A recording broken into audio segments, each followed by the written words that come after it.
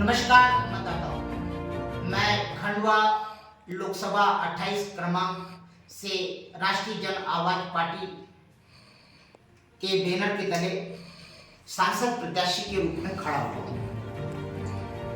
मैं कर्म से पत्रकार हूँ और शायद ये पहला अवसर है कि मैंने इस तरह से संसदीय पद के लिए प्रत्याशी के रूप में मैंने प्रयास किया है और ये नाराजगी है, इसलिए मैं इस बार चुनाव में शामिल हुआ हूँ। मेरा मोदी जी से कोई भेदभाव नहीं है, मैं तो उनका समर्थक हूँ। भारत के किसी भी प्रधानमंत्री के बनने पर मेरी कोई नाराजगी नहीं है।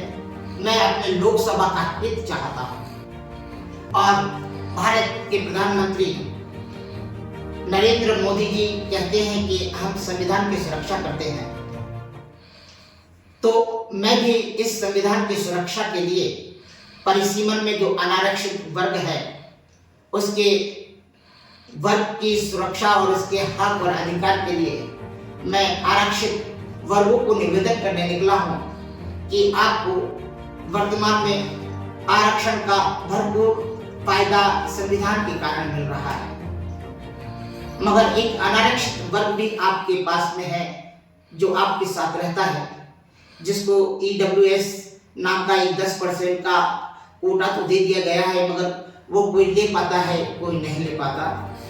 मगर इनको जो अनारक्षित रूप में हक और अधिकार दिए गए हैं उनका हनन ना हो।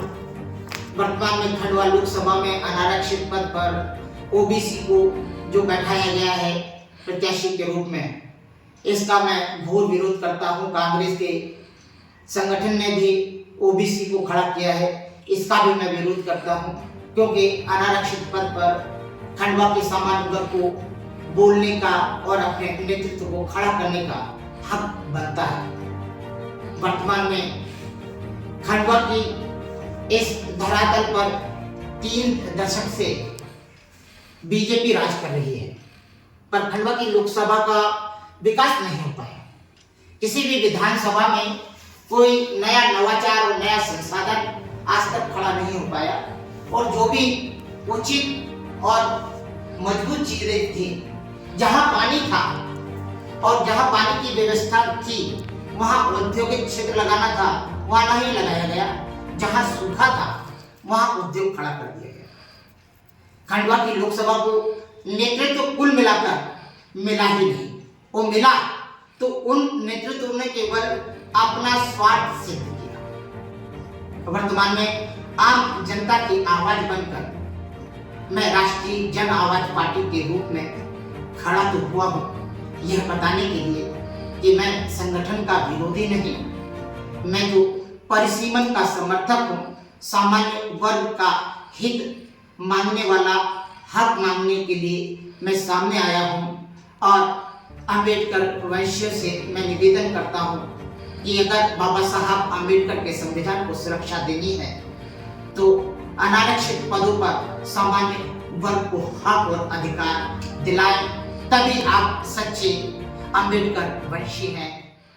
क्योंकि वर्तमान में जहां संपूर्ण भारत में आरक्षण का लाभ लेने वाले SC/ST अभी भी कई अधिकारों से वंचित हैं। मेरी लोकसभा में भी कई ऐसे SC/ST OBC परिवार हैं जिनको हक मिलना चाहिए, मगर उनको हक समुदाय का नेतृत्व ही नहीं दे पा रहा। मेरा पहला दायित्व बनेगा कि खंडवा के सभी वर्गों पर एक अच्छे उचित नेतृत्व को खड़ा करना। लोकसभा में जितने भी कागजों को लेकर दौड़ रहे हैं, मैं इन कागजों को 2 साल के बाद पेपरलेस लोकसभा बना दूंगा। कागजों को नहीं, केवल एक यूनिक कोड लेकर दौड़ना होगा और आपको कहीं कोई झंझट नहीं। जो भी झंझट रहेगी वह सांसद की गतिविधियों से रहेगी। वो लोग कर्मचारी आपकी समस्याओं का समाधान करेंगे। वहीं दादाजी धूनी वाले और अनेकानेक प्रतिष्ठान और कुंड हैं जिनके जीर्णोद्धार की आवश्यकता और नए आधुनिक रूप देने की आवश्यकता हो चुकी है, जिसका शंखनाद करते करते पता नहीं कितने वर्ष हो गए, मगर पहल आज तक नहीं हुई, मुझे अवसर दिया जाए, मैं उसकी पहल भी करूंगा।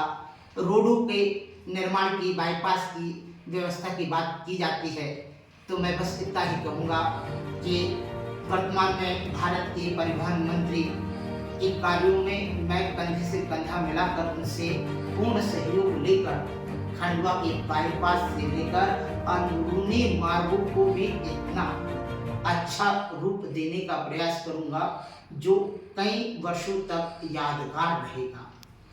खंडवा में अनेक संसाधनों और उद्योगों की भी आवश्यकता है। हमारे कई उद्योग तो उजाड़ दिए गए। क्यों उजड़ गए, ये बहुत गहरे प्रश्न है, क्योंकि व्यापारी यहाँ के प्रशासनिक सहयोग और राजनीतिक सहयोग की उपेक्षा जो उनको मिली तो निकल गए। कई ऐसे रहे कि इस क्षेत्र में खड़े ही नहीं हो पाए, क्योंकि उन्हें खड़ा ही नहीं होने दिया। हमारा पूरा सहयोग या कहेंगे हमारा पूरा प्रयास ये रहेगा कि खंडवा की हर विधानसभा में बड़े बड़े उद्योग खड़े किए जाएं, जो वहीं नैसर्गिक रूप से वहीं के युवाओं के द्वारा तैयार किया जाए। लघु उद्योग बने, बड़े उद्योग बने, इसके नवाचार और इसके पूरे प्रयास मैं आते ही शुरू कर दूंगा। बस मुझे डायमंड जो निशान मिला है उस पर 4 नंबर है, इस पर आप मुझे एक बार चुन कर लाइए। मैं भारत के यशस्वी प्रधानमंत्री के साथ कंधे से कंधा मिलाकर अच्छे वक्ता के रूप में, जुझारू व्यक्तित्व और प्रतिनिधि के रूप में आपको आधुनिक विकास और अपनी लोकसभा के संसाधनों को मजबूत करने के लिए हर दिन हर पल प्रयास करता रहूंगा। और मैं विश्वास दिलाता हूँ 5 साल के बाद इस खंडवा को कोई सा भी नेतृत्व मिले, मगर मैं अपने कार्यों से और आम जनता मेरे कार्यों से पूर्ण संतुष्ट रहेगी। जय हिंद, जय भारत। एक बार मौका दीजिए, मैं आपके घर नहीं आ सकता, मेरे पास संसाधन नहीं, मेरे पास चंद रुपए थे जिसमें मैंने लोकसभा में फॉर्म डाला है, पर मुझे विश्वास है कि इस सोशल मीडिया और अन्य माउथ पब्लिसिटी से आप लोग मेरे गरीब आएंगे, मुझे सहयोग प्रदान करेंगे।